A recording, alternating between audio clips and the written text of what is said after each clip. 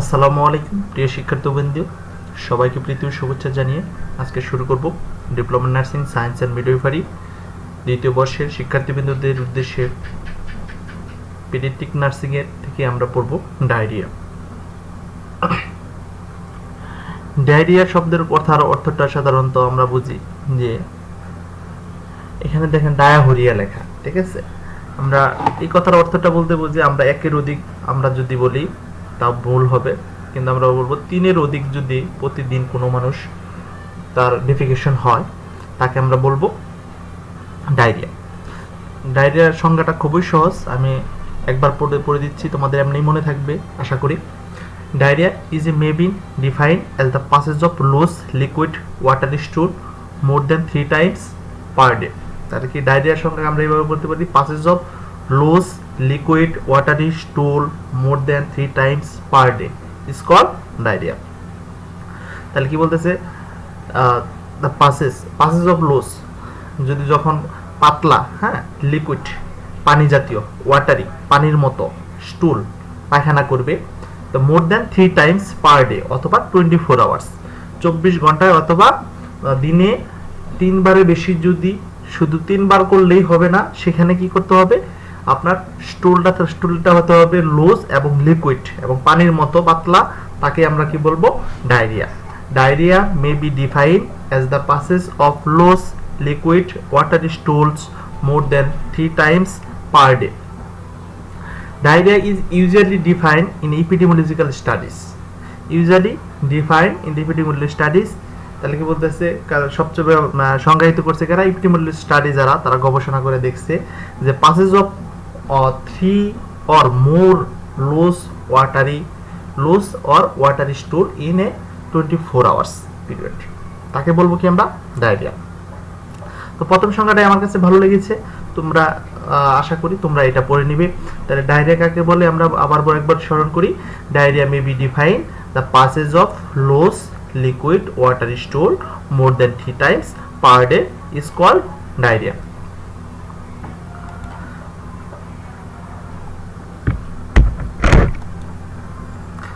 এখন আমরা পড়ব what are the classification of diarrhea। Diarrhoea সাধারণত আমরা এখানে কয়েকটা বেসিসে ভাগ করেছি। দেখেন, on the basis of duration, on the basis of clinical classification, R on the according to cause।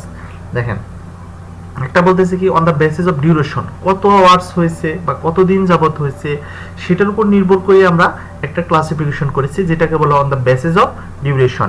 Acute diarrhoea আর chronic diarrhoea. Less than 2 weeks is called acute diarrhoea, less than আপনার more than 2 weeks is called chronic diarrhoea. সাধারণত 14 দিনের বেশি হলে আমরা সেটাকে বলবো কি, ক্রনিক ডায়রিয়া, আর 14 দিন পর্যন্ত আমরা কি বলবো, অ্যাকিউট ডায়রিয়া। তাহলে প্রথমটা ক্লাসিফিকেশনটা গেল কি, যে on the basis of duration. তারপরে ক্লিনিক্যাল ক্লাসিফিকেশন দেখেন, অ্যাকুট ডায়রিয়ার মধ্যে দেখেন লেখা আছে ক্লিনিক্যাল ক্লাসিফিকেশন, প্রথমে acute watery diarrhoea lasting for hours or day. Invasive diarrhoea characteristics by visible blood in the stool. Invasive কথাটা যখন আসবে তখন ডায়রিয়ার সাথে যদি রক্ত যায় তাকে বলবো ইনভেসিভ ডায়রিয়া। তারপর বলবো কি পারসিস্টেন্ট ডায়রিয়া মোর দেন 2 weeks এবং লঙ্গার, অনেক দিন ধরে হচ্ছে, সেটাকে আমরা বলবো আপনার এটা ক্লিনিক্যালি আপনি যদি দেখে পেশেন্টটা দেখে বুঝলেন যে, এবং এক্সামিনেশন করে যেটা ক্লিনিক্যালি হিস্ট্রি নিয়ে যেটা বুঝলেন, সেটাকে বলবো আমরা কি, ক্লিনিক্যাল ক্লাসিফিকেশন। তাহলে আমরা দুইটা ক্লাসিফিকেশন পড়েছি, একটা হলো on the basis of duration আর একটা on the basis of clinical classification. On the বেসিসের মধ্যে দুইটা আছে, একটা অ্যাকুট ডায়রিয়া আর একটা ক্রনিক ডায়রিয়া। ক্লিনিক্যাল ক্লাসিফিকেশনের মধ্যে আছে অ্যাকুট ওয়াটারি ডায়রিয়া, আর হলো ইনভেসিভ ডায়রিয়া, আর হলো পারসিস্টেন্ট ডায়রিয়া। এখন হচ্ছে প্যাথোলজিক্যাল ডায়রিয়া। প্যাথোলজিক্যাল ডায়রিয়া মানে প্যাথোজেন, মানে কোনো ধরনের কজ বা কোনো ধরনের প্যাথোলজি কিছু আছে সেটার কারণে। এটা হলো কি, দেখেন, অসমোটিক ডায়রিয়া, আর হলো সেক্রেটরি ডায়রিয়া, ইনফ্লামেটরি ডায়রিয়া, আর অ্যাবনর্মাল মোটিলিটি। অসমোটিক, হ্যাঁ, অসমোটিক প্রেসারের কারণে যদি হয়, তো সেক্রেটরি বা অতিরিক্ত সেক্রেশনের কারণে যদি হতে পারে, ইনফ্লামেশনের কারণে কোনো কিছু ইনফ্লামেশন হয়েছে সেটার কারণে অ্যাবডোমিনে। আর অ্যাবনর্মাল মোটিলিটি, ঘাট মোটিলিটি যদি অ্যাবনর্মাল হয় সেক্ষেত্রে হতে পারে। According to causative agent, infective diarrhoea আর হলো non infective diarrhoea. Cause of diarrhoea, দেখেন ডায়রিয়াটা কি কারণে হতে পারে, একটা হলো আমরা কারণগুলো পড়তেছি, কিন্তু অর্গানিজম রেসপন্সিবল ফর ডায়রিয়া, এটা হলো অর্গানিজম রেসপন্সিবল ফর ডায়রিয়া। তো ডায়রিয়ার পেশেন্টে সাধারণত কি কি অর্গানিজম দ্বারা হয় সেটার উপর ভিত্তি করে আমরা একটা করেছি, সেটা হলো কজের মধ্যে প্রথমে বলবো আমরা কি রোটাভাইরাস। 90% আমাদের ডায়রিয়া হয় সাধারণত বাচ্চাদের রোটাভাইরাসের কারণে। তারপর আছে কলেরা হয় অনেক সময় সাধারণত বিব্রিও কলেরা দ্বারা, তোমাদেরকে এর আগে পড়িয়েছি আমি, তারপর যদি না থাকে আমি কলেরা লেকচার দিয়ে দিব। তারপর সালমোনিলা, হ্যাঁ সালমোনিলা দ্বারা আমাদের হতে পারে, সালমোনিলা ধরনের বিভিন্ন ধরনের সালমোনিলা টাইপ যে টাইপের আছে সেগুলো দ্বারা হতে পারে, ইকোলি, তারপর সিজিয়েলা, এন্টারোটক্সিজেনিক অ্যান্ড কম্পায়োব্যাক্টর। এই কজগুলো মনে রাখার আমি একটা টেকনিক ফলো করি, সবসময় তোমাদেরকে বলি যে আমি একটু টেকনিক ফলো করি, কারণ আমার মনে রাখতে হবে। এটা কিভাবে মনে রাখা যায়, আমি মনে রাখি rotavirus, Vibrio cholerae, Salmonella, E. coli, শেষ সিজেলা, এন্টারোটক্সিজেনিক, কম্পায়োব্যাক্টর জেজুনি। দুইটা ভাগে ভাগ করলাম, খুব সহজে মনে থাকবে। রোটাভাইরাস, তারপর বলতেছে কি 2 নম্বর ভিব্রিও কলেরা, 3 নম্বর বলতেছে কি সালমোনেলা, তারপর ইকোলি, শেষ। একসাথে সবগুলো মনে রাখতে পারবে না। তারপর হচ্ছে সিজেলা, কম্পায়োব্যাক্টর জেজুনি, আর হলো এন্টারোটক্সিজেনিক। তো এইগুলো কজ। এখন আমরা পড়ব what are the clinical feature, হ্যাঁ কি কি সাইন সিমটম নিয়ে আপনার কাছে আসবে পেশেন্ট। সাধারণত সিমটমগুলো আপনার কাছে এসে বলবে যে দিনের মধ্যে 3-4 বার করে সে 4-5 বার বা 1 ঘন্টায় 5-6 বার সে বাচ্চা পায়খানা করতেছে, ঠিক আছে। the passes of loose water stool many episode, বারবার সে কি লুজ ওয়াটার স্টুল পাস করতেছে। তারপরে থাকবে ফিভার, জ্বর থাকবে, অ্যাবডোমিনাল পেইন থাকবে, সে কান্নাকাটি করবে, কারণ অ্যাবডোমিনাল পেইন থাকবে এবং ক্রাইং হবে বাচ্চার, ঠিক আছে। Loss of water and electrolyte from the body, liquid stool resulting in dehydration. তো শরীর থেকে প্রচুর পরিমাণে ইলেকট্রোলাইটের বলতে আমরা বোঝাই সোডিয়াম, পটাশিয়াম অ্যান্ড ক্লোরাইড। সেগুলো যদি বের হয়ে যায় শরীর থেকে তাহলে কি হবে, প্রচুর পরিমাণে পানি স্বল্পতা দেখা দেবে। তারপর কি আসবে, ভমিটিং। তার কি আসবে, আপনার আস্তে আস্তে বমি করবে এবং বমির সাথেও প্রচুর পানি বের হয়ে যায় সাধারণত জানি। এখন যেহেতু পানি লস হচ্ছে এই কারণে কি হবে, আমাদের স্কিন ইলাস্টিসিটি, শরীরের আমাদের ইলেকট্রোলাইটের ব্যালেন্স যেটা সেটা কমে যাবে। তারপর শান্তি নাই, চোখ দুটা বা একবার গর্তের মধ্যে বসে যাবে এবং সব ছোট হয়ে যাবে। তারপর থ্রাস্টি থাকবে, ও হা করে থাকবে, দেখো কোনো পানি দিলে খেতে আসবে, ঠিক আছে। থ্রাস্টি থাকবে, তৃষ্ণার্ত, এবং জিহ্বাটা একবার দেখবেন বলে শুকায় গেছে। জিহ্বাটা বড়দের ক্ষেত্রে জিহ্বাটা শুয়ে, ছোটদের ক্ষেত্রে জিহ্বাটা শুকায় যায়। যতই পানি খাওয়ান না কেন তখনই কমে না। মিনিমাম 2 থেকে 3 লিটার পানি, 3 লিটার স্যালাইন না গেলে যাওয়া পর্যন্ত দেখেন স্টেবল হয় না, সাধারণত ডিহাইড্রেশন কারেকশন হয় না। তারপর দেখেন আমরা পড়বো যে জিনিসটা খুবই গুরুত্বপূর্ণ জানা, যে determine the degree of dehydration. তো কিভাবে অ্যাসেসমেন্ট করবেন একটা পেশেন্টকে সেটা আমাদের অবশ্যই জানা। এজ এ নার্স হিসেবে আপনার যে কোনো ফ্যামিলিতে আপনি ডিহাইড্রেশনটা যদি আপনি ধরতে পারেন তাহলে আপনি পরবর্তী স্টেপটা নিতে পারবেন। দেখেন আমরা 3টা ক্যাটাগরিতে ভাগ করেছি, গ্রুপ এ, বি, সি, 3টা ধরনের আছে। Look at A condition I and thrust, আপনি চোখ দেখবেন এবং তৃষ্ণার্ত দেখে কি বুঝবেন। এ গ্রুপে এটা যা আছে well alert, normal drinks A normally not a thirsty, তাহলে বলতেছে থ্রাস্টি না কিন্তু কন্ডিশন সে ডায়রিয়া হচ্ছে। রেস্টলেস, অস্থির অবস্থায় থাকবে, ইরিটেবল, হ্যাঁ খুব একটা বিরক্তকর থাকবে, শান্তি নাই, চোখটা গর্তের মধ্যে বসে যাবে এবং থ্রাস্টি, তৃষ্ণার্ত থাকবে। ড্রিঙ্কস ইজিলি আপনার সবকিছু খাচ্ছে। লেথার্জিক, সিভিয়ার অবস্থা, মাইল্ড, মডারেট, সিভিয়ার, যেটাকে আমরা বলি মাইল্ড, মডারেট, সিভিয়ার। এখন সেই ক্ষেত্রে বলবো কি লেথার্জিক থাকবে পেশেন্ট, একবারে সে খেতে পারবে না, তার কি হসপিটাল অ্যাডমিশন লাগবে এটা। তারপর আনকনসিয়াসনেস, অজ্ঞান হয়ে যাবে, শান্তি নাই, চোখটা বসে যাবে। ড্রিঙ্কস পুরলি, খুব হালকাই খাবে। আর নট অ্যাবল টু ড্রিঙ্ক, সে এতই ইলেকট্রোলাইট লস হয়ে গেছে ইলেকট্রোলাইট, যে সে আর আগের মতো সে কোনো কিছু পান করতে পারতেছে না বা গিলতে পারতেছে না। ফিল স্কিন পিঞ্চাস, আপনি যদি স্কিনের উপর চাপ দেন তাহলে কি হবে, চামড়া যদি টান দিয়ে ধরেন তাহলে কিভাবে যাবে সেটাকে বলা হয়েছে গো ব্যাকস কুইকলি। হ্যাঁ, কি চামড়াটা কি হবে, খুব দ্রুতই আপনার কি হবে, চলে যাবে। গো ব্যাকস স্লোলি, এটা যাবে কুইকলি, আর এটা থাকবে স্লোলি, আর এটা থাকবে কি ভেরি স্লোলি। কথাটা বুঝতে গেছেন? মাইল্ড মডারেট সিভিয়ারে যেতে আমরা কি খুব সুন্দরভাবে যাবে, গো ব্যাক স্লোলি, খুব দ্রুতই যাবে, গো ব্যাক একবারে ভেরি স্লোলি। অ্যান্ড ডিসাইড আপনি কি করবেন, the patient has a no sign of dehydration, এটা থেকে বোঝা যায় যে তার কোনো ডিহাইড্রেশন নাই। If there patient has a 2 or more sign and B there is a some dehydration, আপনি এখান থেকে যদি 2টা থেকে 3টা সাইন পান, 2টা সাইন যদি পান, তখন আমরা বলবো কি থাকে সাম ডিহাইড্রেশন। তারপর if the patient has a 2 or more sign C there is a severe dehydration, অনেকগুলো সাইন আছে, লেথার্জিক আছে, আনকনসিয়াস আছে, শান্তিনা আছে, drinks poorly, not able to drink, এগুলো যথেষ্ট আছে। তাহলে কি হবে, এটা কি সিভিয়ার ডিহাইড্রেশন। এবং কি করবে, treatment, use the treatment A plan A, is the wide the treatment, এটা কি থাকবে, বাসায় বসে ওআরএস খাওয়াবেন, ঠিক হয়ে যাবে। The wide the patient if the possible and use the treatment is a plan B, এখানে কি হবে, তো শুধুমাত্র প্ল্যান বি তে আমরা কি করবেন, ওয়াইড করবেন, ঠিক আছে, এখানে ওয়াইড লেখা যাবে, আপনি ওয়াইড করবেন যে একটা পেশেন্টকে বাসায় তার ট্রিটমেন্ট করে ভালো করা যায় কিনা। হ্যাঁ, আপনি সেইভাবে সাম ডিহাইড্রেশনে যদি আপনি ভর্তি না করতে চান, বাসায় যদি মেনটেনেন্স করতে পারেন, ওরাল ডিহাইড্রেশন থেরাপি খান, তারপর আমাদের যদি অন্যান্য মেডিকেশনগুলো যদি খান, সেক্ষেত্রে ভালো হতে পারে। কিন্তু সিতে অবশ্যই হসপিটাল ট্রিটমেন্ট লাগবে, আর্জেন্টলি হসপিটাল ভর্তি করতে হবে, কারণ পেশেন্ট যে কোনো মুহূর্তে খারাপ হয়ে যেতে পারে। তবে এটা must be immediate as far as possible, হ্যাঁ, অ্যাডমিটেড টু ইন হসপিটাল। দেখেন, আমরা recommendation of oral rehydration therapy, আমরা কোথায় রিহাইড্রেশন থেরাপিটা সাধারণত দিয়ে থাকি, use a low osmolality and ORS solution, আমরা দিতে পারি for oral rehydration therapy, low osmolality যেখানে সেটা দিতে পারি। Give a 15 ml per kg for fluid deficient and replacement over a 4 hours as well as maintenance of fluid, তাহলে গিভে কি 50 ml কি দিতে হবে per KG body weight, fluid deficient যাদের হয়েছে তাদেরকে 4 ঘন্টা পর পর as well as maintenance fluid আমরা দিতে পারি। তারপর সে give the ORS solution frequently, আমরা বারবারই মুখে দিব খাওয়ার জন্য, ইন এ স্মল অ্যামাউন্ট, কম পরিমাণে। কনসিডার সাপ্লিমেন্টেশন, আমরা বিবেচনায় রাখবো যে তার সাপ্লিমেন্টেশন ভাবে কি দেওয়া যায়।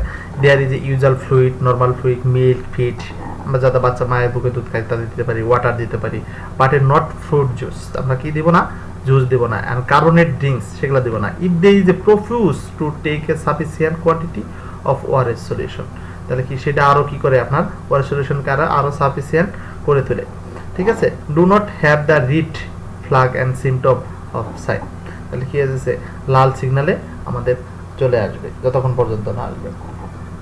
Consider giving the ORS solution and via nasogastric tube if they are unable to drink, if there is a vomiting necessity, যদি কেউ আপনার মুখে না খেতে পারে সেক্ষেত্রে আমরা ওআরএস সলিউশন আমরা আইভি করা না যেতে পারে, সেই ক্ষেত্রে আমরা নেসোগেস্টিভ টিউব মানে এনজি টিউব ফিডিং দিয়ে আমরা কি করতে পারি, ওআরএসটা দিতে পারি। Monitor the response to oral rehydration therapy by regular clinical assessment, আসলে সাধারণত যে আমরা মনিটর মানে দেখা the response to oral rehydration, oral ORS এর ফুল মিনিং হলো ওরাল রিহাইড্রেশন কি therapy, saline, sorry oral rehydration saline. তাহলে ওরাল রিহাইড্রেশন স্যালাইনটা সাধারণত আমরা ক্লিনিক্যাল অ্যাসেসমেন্টের উপর নির্ভর করে আমরা যেটা আগে পড়লাম সেটাই সাধারণত দিব। আমরা সাধারণত গ্রুপ এতেই দিব, আমরা গ্রুপ বিতেও দিব, কিন্তু সিতে অবশ্যই দিব, কিন্তু 3 জায়গায় আমাদের লাগবে, কিন্তু হসপিটাল অ্যাডমিশন কোনটাতে লাগবে কোনটাতে লাগবে না সেটার উপর আমাদের ভিত্তি করতে হবে।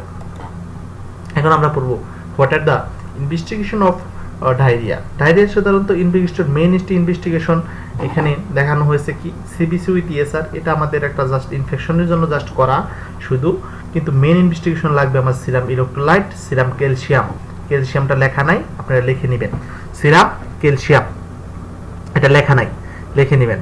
আর এই লেকচারটা কিন্তু আমি বলে দিলাম এটা কিন্তু কোনো আপনাদের বই থেকে তৈরি করা হয়নি, এটা আমার নিজের তৈরি করা, তো আমি তো তোমাদেরকে পিক দিয়ে দিব ইনশাল্লাহ। তো stool for RME and CS, routinely microscopic examination, RME মানে হলো রুটিনলি মাইক্রোস্কোপিক এক্সামিনেশন, আর সিতে কালচারাল সেন্সিটিভিটি। তাহলে কি সিরাম ইলেক্ট্রোলাইট আমরা দেখব যে তার সোডিয়াম, পটাশিয়াম অ্যান্ড ক্লোরাইডের পরিমাণ কেমন আছে, এবং অনেক সময় দেখা যায় ক্যালসিয়ামটা পরিমাণ কমে যায়, সেক্ষেত্রে আমরা কি করব, সিরাম ক্যালসিয়ামটা করব। যদি লেগ ক্যাম্পিং অনেক সময় কনভালশন হয় বাচ্চা হতে পারে, সেক্ষেত্রে সিরাম ক্যালসিয়াম লেভেলটা দেখব, আর তার সাথে আমরা দেব সিরাম কেটিনিন, তার রেনাল ফেলিওর হলে কিনা, সেক্ষেত্রে আমাদের সিরাম কেটিনিনটা আমরা দেখব। ইউরিন ফর আরএমই, আমাদের পেশাবটা আমাদের অনেক সময় দেখা যায় ইউরিন এত পরিমাণ ডিফিসিয়েন্ট হয়েছে যে আমাদের কিডনি ফেলিওর হয়ে গেছে, ইউরিন আর পাস হচ্ছে না। সেখানে আমরা ইউরিনটা পরীক্ষা করে দেখতে পারি যে ইউরিনের মধ্যে কোনো ধরনের অ্যাবনর্মালিটি আবার কোনো ডিফিসিয়েন্ট আছে কিনা। যাই হোক, আমরা এখন ইনভেস্টিগেশন শেষ করলাম। এখন আমরা পড়বো what are the treatment for diarrhoea patient. তো এক ফার্স্টে ডায়েট আমরা দেব, ডায়েট মানে খাদ্যাভ্যাসটা দেব আমরা সফট অ্যান্ড লিকুইড। 2 নম্বর দেব correction of dehydration by fluid replacement and parenteral IV fluid 100 milligram KG and cholera saline and Ringer's lactate. আমরা কি দিয়ে দেবো 100 milligram per KG body weight দিয়ে আমরা কলেরা স্যালাইন বা আমাদের কলেরা স্যালাইন নামে যে বাজারে পাওয়া যায় বা কোলোরাইড নামে যে স্যালাইনটা পাওয়া যায় সেটা আমরা দিব। এন্টিএমিটিক, যদি পেশেন্ট বমি করে সেই জন্য আমরা এন্টিএমিটিক দিতে পারবো। আমরা বিভিন্ন ধরনের সিরাপ দিয়ে থাকি, সাথে মোডিগার্ড সিরাপ আছে, ওমিডন সিরাপ আছে, ডিউফ্লক্স আছে, এই ধরনের সিরাপ আছে। অ্যান্টিপাইরেটিক ফর ফিভার বাচ্চাদের জন্য আমরা দিতে পারি কি, বাচ্চাদের জন্য আমরা দিতে পারি অ্যান্টিবায়োটিক অনেক সিরাপ আছে, যেমন সবচেয়ে প্যারাসিটামল পপুলার, নাপা, এইস, হ্যাঁ, তারপর যে রোমেন, এইসব syrup. The antimicrobial agent used in the treatment of a specific cause of diarrhoea.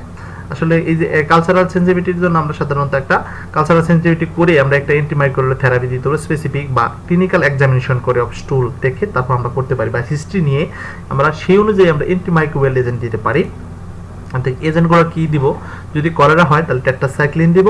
তারপর থেকে চাইল্ডের তো 12.5 কেজি বা body weight 4 times daily 3 days. অ্যাডাল্টদের জন্য 3 মিলিগ্রাম ওয়ান্স, তাহলে দিনে একবারে দিতে হবে অ্যাডাল্টদের জন্য। আর বাচ্চাদের জন্য সাধারণত দিব 12.5 কেজি পার কেজি বডি ওয়েট দিয়ে 4 টাইম দিব, এটা টেট্রাসাইক্লিন। তারপর সালফামেথক্সোল, সেটা কি দেবো 5 milligram per KG body weight and 20 milligram per KG body weight twice daily আর 3 ডেজ। তাহলে কি দেবো, এটা 3 দিন দেবো অল্টারনেটিভ। যদি এটা আপনার শরীরে আমাদের যদি না পাওয়া যায় তাই এটাও আমরা দিতে পারি। তো সিজারা আর ডিসেন্ট্রির ক্ষেত্রে দেব সালফামেথক্সোল এন্ড দিতে পারবো ন্যালিক অ্যাসিড অ্যাসিড। আমরা 5 milligram per KG body weight and 215 milligram per KG twice daily for 5 days. তাহলে কি দেই এখানে আপনার 15 milligram per KG body weight 4 times day for 5 দিন পর্যন্ত দিতে বলছে। আর এমইবিএসএস যদি হয় সেই ক্ষেত্রে আমাদের কি দেব মেট্রোনিয়াজল 10 milligram per KG body wait 3 বেলা দেব কি 5 দিন। সিভিয়ার কেস অফ 10 ডে, তো বেশি ক্ষেত্রে আমরা 10 দিন দিই। এই যে আমরা ট্রিটমেন্টটা পড়লাম, কিন্তু বর্তমানে আমরা যে ট্রিটমেন্টটা সাধারণত আমরা ইউজ করি সেই ক্ষেত্রে আমরা অধিকাংশ ক্ষেত্রেই আমরা এজিথ্রোমাইসিনটা, এখন এই ট্রিটমেন্টগুলো আসলে ওল্ড ট্রিটমেন্ট, আমরা এখন নতুন জেনারেশনে আমরা এজিথ্রোমাইসিনটা দিয়ে থাকি। আমরা বড়দের ক্ষেত্রে এজিথ্রোমাইসিন 2 ট্যাবলেট স্ট্রেট দেই, তারপরে আবার 7 দিনে 7টা খেতে বলি বা 5 দিন পর্যন্ত খেতে বলি। আমরা বাচ্চাদের ক্ষেত্রে আমরা এজিথ্রোমাইসিন দিয়ে স্টার্ট করি, কারণ খুবই ভালো কাজ করি। তোমরা যদি কেউ লেখো এজিথ্রোমাইসিন 500 মিলিগ্রাম পার ডেইলি, আমাদের ডেইলি দিবে একটা। আর সেক্ষেত্রে যদি আমরা এজিথ্রোমাইসিনের ডোজ অনুযায়ী আমাদের বাচ্চাদেরকে আমরা অ্যাকর্ডিং টু ওয়েট অনুযায়ী, আমাদের বাচ্চাদের কিন্তু সবসময় আমাদের যে কোনো ধরনের ড্রাগ দিবে সেটা কি দিবে অ্যাকর্ডিং টু ওয়েট অনুযায়ী সেটা আমাদের দিতে হবে। এখন আসি আমরা what are the nursing management of diarrhoea patient. আমরা কি ডায়রিয়া পেশেন্টের কি অ্যাজ এ নার্সিং ম্যানেজমেন্ট করতে পারি অ্যাজ এ নার্স হিসেবে। অ্যাসেস দ্য পেশেন্ট কন্ডিশন, আমরা পেশেন্টের কন্ডিশনটা অ্যাসেস করব, সাইন সিমটম এবং ডিহাইড্রেশনটা অ্যাসেস করব। Check all vital sign and dehydration কতটুকু আছে সেটা আমরা দেখব। Replace fluid and electrolyte losses, আমাদের কতটুকু ইলেকট্রোলাইট লস হয়েছে সেটা আমরা দেখব। Replace fluid and electrolyte losses, যেটা বলেছি আগে। Encourage the mother to continue breast feeding, যাই হোক না কেন পেশেন্টকে সবসময় বাচ্চাকে বা বাচ্চার মাকে বলতে হবে যে আপনার ভয় পাওয়ার কিছু নেই, কিন্তু আপনার বারবার বাচ্চাকে কি করতে হবে, খাওয়াইতে হবে। ফর ইনফ্যান্ট আন্ডার 6 মান্থ, যদি ইনফ্যান্ট হয় who are not a breast fed and fit also give a 100 থেকে 200 ml clean water during this period। যদি ইনফ্যান্ট হয় আন্ডার 6 মান্থ সেক্ষেত্রে কি হয়, আমার কি করতে হবে, আপনাদের কি বারবার কি করতে হবে, আপনার 100 ml থেকে 200 ml ক্লিন ওয়াটার ডিউরিং পিরিয়ডে খাওয়াইতে হবে, মানে এই সময়টাতে খাওয়াইতে হবে। Provide a good personal care, আমাদের ডায়রিয়া হলে দেখবেন পিছনে ঘা হয়ে যায়, সেটা আমাদের কি খেয়াল রাখতে হবে মাদের। কি হতে diarrhoeal stool and oftens times highly কি অ্যাসিড আছে, সেই কারণে কি হয় this cause of anal soreness, মানে ঘা হয়, ইরিটেশন, সেখানে চুলকাবে এবং কি বিরক্তকর একটা হচ্ছে on the perineal area. Perineal area কি হয়, অনেক সময় দেখা যায় বারবার পায়খানা করতে কি লাল হয়ে যায়, গা হয়ে যায়, ঠিক আছে। আমরা সফটি ক্রিম ইউজ করে থাকি সাধারণত এই সমস্ত ক্ষেত্রে। আবার promote rest to reduce the peristalsis, আমাদের অবশ্যই পেরিস্টালসিস গাট মোটিলিটি সেটাকে আমরা উন্নতি করতে হবে। ডায়েট, আমরা কি ধরনের খাবার দিব, small amount of blunt food, মানে কি ব্লান্ডার জাতীয় খাবার যেগুলো দিতে, লো ফাইবার ডায়েট, মানে যেগুলো ফাইবার কম আছে, পুঁই শাক, শাক জাতীয় যেগুলো হজম কম হয় সেগুলো আমাদের কম দিতে হবে, মানে শাকসবজি। BRTA diet, banana, rice, apple and fruits এগুলো দিতে হবে। Avoid excessively hot or cold food, অতিরিক্ত মানে গরম এবং ঠান্ডা খাবার দেওয়া যাবে না। দেয়ার ইজ স্টিমুলেট কি করে, পটাশিয়াম, তাহলে এটাকে আরো কি বাড়ায় দেয়। পটাশিয়াম স্টিমুলেট মানে কি, এই যে আপনার ডায়রিয়াটাকে আরো ত্বরান্বিত করে দেয়, বেশি হতে সাহায্য করে। Potassium rich containing food and fluid দিতে হবে। ব্যানানা অ্যান্ড গ্যাটারলেট, মানে কি আমাদের কলা জাতীয় যে খাবারগুলো আছে সেগুলো দিতে হবে। তাছাড়া ডাবের পানি দিতে পারি আমরা, হ্যাঁ, গ্রিন কোকোনাট ফ্লুইড যেটা আমরা দিতে পারি। Anti diarrhoeal medication as water, ডক্টরের আমরা পরামর্শ যে অ্যান্টি মেডিকেশন যেটা আমরা দিতে পারি। তারপরে সাথে কি এখানে আরো আমরা আরেকটা দিতে পারি জিঙ্ক, হ্যাঁ, জিঙ্ক, এর সাথে কি আমরা জিঙ্ক দিতে পারি। আমরা বাচ্চাদের দেখবেন হসপিটালে ভর্তি হলেই সাধারণত তিনটা, যারা আমি অনেক আগে ডিউটি করেছি, এখন কি দেয় আমি জানি না, তো তিনটা জিনিস সাধারণত আমি দেখেছি। যদি নেলিক অ্যাসিড, হ্যাঁ, দেয় সাধারণত নেলিক অ্যাসিড নিট নামে পাওয়া যায় অনেক সময়, ঠিক আছে, নিটোজ অক্সাইড নামে পাওয়া যায়, যে সেটা দেয়। তারপর নিট দেয়, জিঙ্ক সালফেট, তারপরে দেয় হলো আপনার ভমিটিং এর জন্য দেয় কি মোটিগার্ড বা এই ধরনের সিরাপ, প্যারাসিটামল দেয়। সাথে কি দেয় আপনার ওই যে জিঙ্ক এবং পটাশিয়াম আমরা কি কেটে দেয়, ওই ফ্লুইডের মধ্যে অনেক সময় কেটে দিয়ে দেয়। আর এখন কিন্তু আপনার দেখবেন যখন ফ্লুইড চলে, কলরা স্যালাইন চলে, তখন কিন্তু 10% অথবা 5% দিয়ে ওইখানে দিয়ে দেয়। কারণ 100 ml এর সাথে 80 ml কি দিবে আপনার, দিবে 90 ml দিবে হলো আপনার কি কলরা স্যালাইন, আর 10 ml দিবে হলো আপনার কি 5% দিয়ে, যাতে কি হয় তার ওনার যে গ্লুকোজ লেভেলটা সেটা কি যেন ঠিক থাকে, এবং যেটা মানে কি ফ্লুইড রিপ্লেসমেন্ট হচ্ছে কিন্তু তার সুগারের পরিমাণটা বা আমার কার্বোহাইড্রেট যে আমাদের শরীরের মেইনটেনেন্সটা সেটা ঠিক থাকে। তো mental support, patient attendance, patient এবং পেশেন্ট অ্যাটেন্ডেন্সকে মেন্টালি সাপোর্ট দিতে হবে যে আপনার এটা ভয় পাওয়ার কিছু নাই, পেশেন্ট এরকম হতে পারে। তো এখন আমরা শেষের দিকে চলে আসছি, এখন আমরা পড়বো হলো ডিসেন্ট্রি আরেকটা কজ, সেটা হলো যে when losses of motion, loose motion are accompanied by the passage of blood and mucus condition is called dysentery. যখনই আপনার কি হবে, লুজ মোশনের সাথে কি হবে, ব্লাড যাবে এবং মিউকাস যাবে, কি যেখানে আমাদের মিউকাস মানে কি মিউকাসগুলা আমাদের কি যে আমাদের সিলেটে বা আমাদের এলাকায় বলে অনেক সময় আম যায়, ঠিক আছে, আমাদের যেটা হলো সেই মানে একেবারে পিচ্ছল জাতীয়, যেটা যে ব্লাডের সাথে পিচ্ছল জাতীয় মিউকাসটা যায়, সেটাকে বলবো আমরা ডিসেন্ট্রি। কমপ্লিকেশন অফ ডায়রিয়া, তো যদি ডায়রিয়া হয় তাহলে সেটা কি কি ধরনের হবে। ডিসেন্ট্রির বেশি কিছু নাই, খালি জানা যে কোনটা ডিসেন্ট্রি আর কোনটা হলো আপনার ডায়রিয়া। যেটার সাথে ব্লাড যাবে এবং মিউকাস যাবে সেটা হলো কি ডিসেন্ট্রি, আর যেটা যাবে না সেটা হলো কি আবার আমাদের ডায়রিয়া। ডায়রিয়ার মধ্যে আবার ইনভেসিভ ডায়রিয়া, যেটাতে সাথে ব্লাড যাবে প্লাস ব্লাড যাবে সেটা শুধু ইনভেসিভ ডায়রিয়া, আবার মিউকাস যেটার সাথে নাই। তো কমপ্লিকেশন অফ ডায়রিয়া কি হচ্ছে, electrolyte imbalance, hypokalaemia, hyponatraemia, metabolic acidosis. Hypo মানে কম, হাইপো মানে সব জায়গায় কম, হাইপোক্যালেমিয়া ক্যালসিয়ামের পরিমাণ কমে যাবে, নাইট্রিমিয়া সোডিয়ামের পরিমাণ কমে যাবে, গ্রোথ ফেলোর হবে, কনভালশন হতে থাকবে পেশেন্টের, এইগুলো তাহার কমপ্লিকেশন। তো আজকের মতো ডায়রিয়ার টপিকটা এখানেই শেষ। তো আমি আবার সংক্ষেপে একটু বর্ণনা করতেছি যে ডায়রিয়া কাকে বলে। ডায়রিয়া হলো, diarrhea may be defined passage of loose liquid watery stool more than 3 times per day is called diarrhea. Diarrhoea সাধারণত ক্লাসিফিকেশন আমরা পড়েছি, ক্লাসিফিকেশন হলো আমরা পড়েছি 4 ধরনের, on the basis on the clinical, pathological, according to cause, অথবা according to causative organism, সেটা পড়েছিলাম। তারপরে আমরা পড়েছিলাম ক্লিনিক্যাল কজ পড়েছিলাম, কজের মধ্যে আমরা দুইটা ভাগে ভাগ করেছিলাম। একটা পড়েছিলাম কি, দুইটা হচ্ছে, প্রথম বলছিলাম 4টা, বেশিরভাগই ডায়রিয়া হয় 90% কেস রোটা ভাইরাস, তারপর বলছে একটা Vibrio cholerae, Salmonella, E coli and Shigella, তারপর হচ্ছে এন্টারোজেনোটক্সিক, এন্টারোটক্সিজেনিক, তারপর হলো কি কম্পাইভেক্টর জেজুনি। এই ছিল আমাদের কজ। তাছাড়া আমরা পড়েছিলাম সাইন সিমটম হলো মানে সবচেয়ে মেজর সাইন হলো কি, passage of loose liquid watery stool many episode, তারপর কিছু সাথে কি থাকবে, জ্বর থাকবে, বমি থাকবে, অ্যাবডোমিনাল পেইন থাকবে, ডিহাইড্রেশন থাকবে, চোখগুলা বসে যাবে ইত্যাদি। তারপর কি ট্রিটমেন্ট আমরা ইনভেস্টিগেশন কি করব, যদি প্রধান ইনভেস্টিগেশন আসে যে ডায়রিয়ার জন্য কি ইনভেস্টিগেশন করবা, প্রথমে serum electrolyte, stool for RME and stool for CS, তাছাড়া করতে হবে সিরাম ক্যালসিয়াম, তারপর হচ্ছে কি সিরাম কিটিনি, তাছাড়া অন্যগুলো ইউরিনারি করতে পারেন, একটা সিবিসি করতে পারেন। ট্রিটমেন্ট কি দিব, সবচেয়ে হলো ডায়েট দিব, ডায়েটের মধ্যে দিব কি আমরা লিকুইড খাবার জাতীয় দিব, সে ওআরএস প্লাস ওআরএস, তারপর একটু ফ্লুইড রিপ্লেসমেন্ট দিব 100 milligram per KG day and IV cholera saline দিব, সাথে কি দিব আমার 10% অথবা 5% দিয়ে, যাতে তার ওনার নিউট্রিশনাল ব্যালেন্সটা মেনটেন হয়, সাথে অ্যান্টিবায়োটিক ইমিটিক দিব, সাথে একটা আমাদের কি দিতে পারি, একটা অ্যান্টিবায়োটিক স্টার্ট করব। এই গেল আমাদের এই ডায়রিয়া। তো পরবর্তীতে তোমাদের সাথে আরো একটা সুন্দর টপিক নিয়ে হাজির হব, সে পর্যন্ত তোমরা আশা করি ভালো থাকবে, সুস্থ থাকবে। আল্লাহ হাফেজ।